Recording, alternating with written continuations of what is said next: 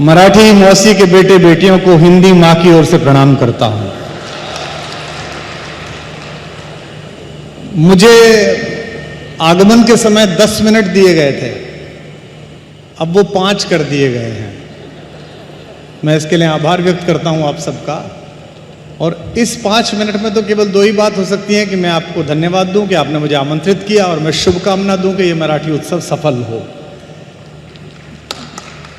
2 बातें मुझे विशेष रूप से कहनी है। एक बात तो इस पर मैं अभिभूत हूं कि मैं जिस भाषा से आता हूं, जिस भाषा के कारण मुझे थोड़ी सी व्याप्ति, स्वीकृति और स्नेह मिला है, मैंने उस भाषा में भी इतना बड़ा सम्मेलन नहीं देखा हिंदी में जितना आज आपने मराठी में कर दिया है।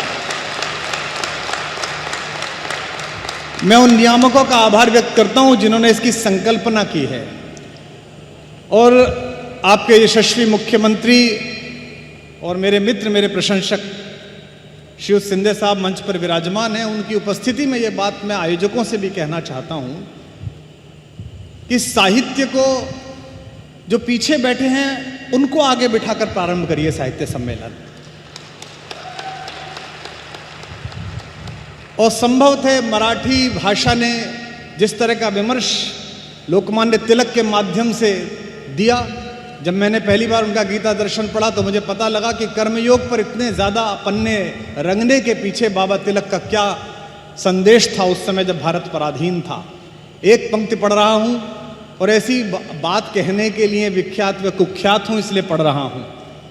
जब जब साहित्य राजनीति के पीछे खड़ा हो जाएगा तब तक या तो साहित्य नष्ट हो जाएगा या राजनीति नष्ट हो जाएगी।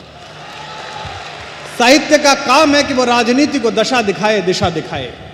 मेरे आदरणीय, मेरे वरिष्ठ पद्मश्री डॉक्टर तिवारी ने यहां पर एक बात कही, मुझे स्मरण आ रहा है, जब आजादी आई तो लाल किले पर एक कवि सम्मेलन के आयोजन की परंपरा पंडित नेहरू ने प्रारंभ की।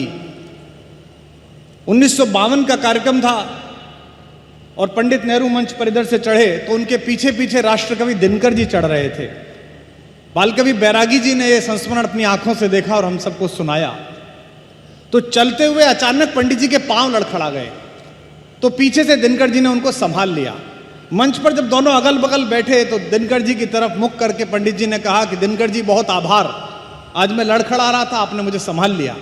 दिनकर जी ने कहा इसमें आभार की आवश्यकता नहीं है, यह मेरे पूर्वजों ने सिखाया कि राजनीति जब जब लड़खड़ाए साहित्य उसे आगे बढ़कर संभाले, उसे दिशा निर्देश दे। और ऐसे समय में जब संचार माध्यमों की प्रतिबद्धताएं भी ज्ञापित हैं कि वो किस राजनीतिक दल की तरफ है, किधर नहीं है। मुझसे दिल्ली में कल लोग पूछ रहे थे बजट कैसा आया है। मैंने कहा अगर बजट की बड़ाइयां सुननी हो तो फलां वाला चैनल देख लो, और बुराइयां सुननी हो तो ये वाला चैनल देख लो। हालांकि ये बात अलग है, जो बुराइयां दिखाता था वो चैनल ही खरीद लिया उन्होंने, कि चैनल ही खरीद लेते हैं, इसमें क्या करना है।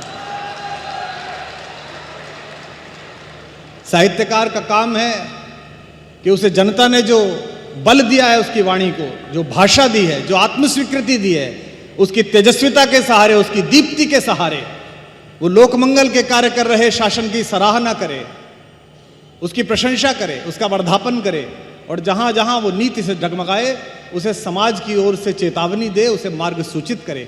मैं आशा करता हूं कि जो युवा साहित्यकार इस सम्मेलन में आए होंगे वे इस बीज वाक्य को और इस बिंदु को लेकर आगे विचार करेंगे, क्योंकि आप उस जगह पैदा हुए हैं कि भारत का लोकतंत्र जब जब दिल्ली के अहंकार से घिरा है तब तब आपने शिवाजी महाराज बनकर इस देश को दर्शन दिया है, इस देश को दिशा दी है।